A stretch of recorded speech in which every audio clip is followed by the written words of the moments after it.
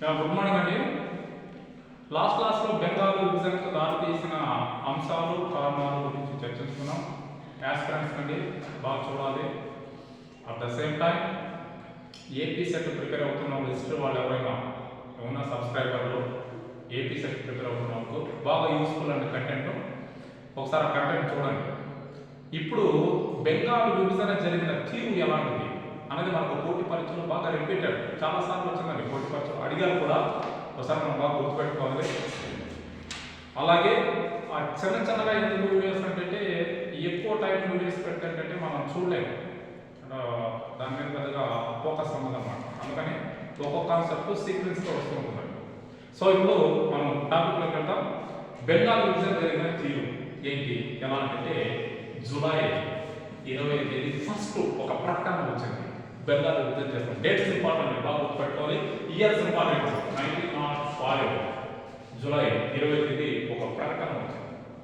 అలాగే 1905 ఆగస్ట్ 7వ తేదీ మనకి మరొక ప్రకటన ఇచ్చారు, బెంగాల్ విభజన జరుగుతుంది అని చెప్పి. అలాగే 1905 అక్టోబర్, వెరీ ఇంపార్టెంట్ అండి, 16వ తేదీ బెంగాల్ని 2 పార్ట్లుగా డివైడ్ చేస్తారు. ఒకటి తూర్పు బెంగాల్, 2 పశ్చిమ బెంగాల్. తూర్పు బెంగాల్ని తూర్పు పాకిస్తాన్ అంటారు. ఈ తూర్పు బెంగాల్ జనాభా 3 కోట్లు, పశ్చిమ బెంగాల్ జనాభా 5 కోట్లు, టోటల్ జనాభా 8 కోట్లు. బాగా గుర్తుపెట్టుకోవాలండి. పోటీ పరీక్షలు చాలాసార్లు ఏపీఎస్సీ రిపీట్ చేయండి. ఏపీ సెట్లో కూడా మ్యాచింగ్ కలిపారు. దీన్ని బాగా గుర్తుపెట్టుకోవాలి. ఏపీ సెట్లో కూడా బాగా మ్యాచింగ్ కలిపారు. అంటే మ్యాచింగ్ అంటే జతపరచు ప్రశ్నలు వస్తాయి. ఇంకొక 4 నుంచి దాన్ని మ్యాచ్ చేయడం. అలా చూడండి లాస్ట్.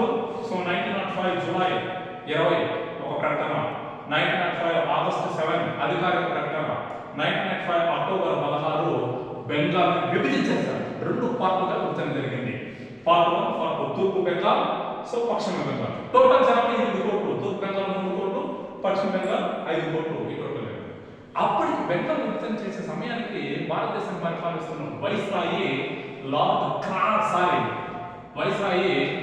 కర్జన్. సో ఇతను బెంగాల్ విభజన తీస్తారు. అలాగే దీంట్లో ఇంకా ఏమైనా ఉన్నాయంటే పోటీ పరీక్షల దృష్ట్యా 1911 చూడండి, 1911లో బెంగాల్ విభజన రద్దు చేశారు. బాగా గుర్తుపెట్టుకోవాలండి. బెంగాల్ విభజన రద్దు చేశారు, మళ్ళీ దీన్ని కంబైన్ చేశారు. డివైడ్ ఇప్పుడు 11. అప్పుడు వైస్రాయ్ అంటే లార్డ్ హార్డింగ్ II. బాగా గుర్తుపెట్టుకోవాలండి. లార్డ్ హార్డింగ్ II, 2వ హార్డింగ్ అన్నమాట. ఈయన వైస్రాయ్ వచ్చినప్పుడు మళ్ళీ బెంగాల్ రద్దు చేశారు. దీంట్లో ఒక ట్విస్ట్ ప్రశ్న ఉందండి, కానీ మీకు తెలిసి ఉంటుంది పోటీ పరీక్షలు ప్రిపేర్ అవుతున్న వాళ్ళకి. ఏంటంటే అప్పుడు భారతదేశ రాజధాని ఈ 11 కలకత్తా నుంచి ఢిల్లీకి షిఫ్ట్ చేశారు అన్నమాట. ఇది లాజిక్ బాగా వెరీ ఇంపార్టెంట్. డెప్త్గా చదివినప్పుడు, బాగా లోపలికి వెళ్ళి డెప్త్గా చదివినప్పుడు ఇలాంటివి కనిపిస్తుంటాయండి.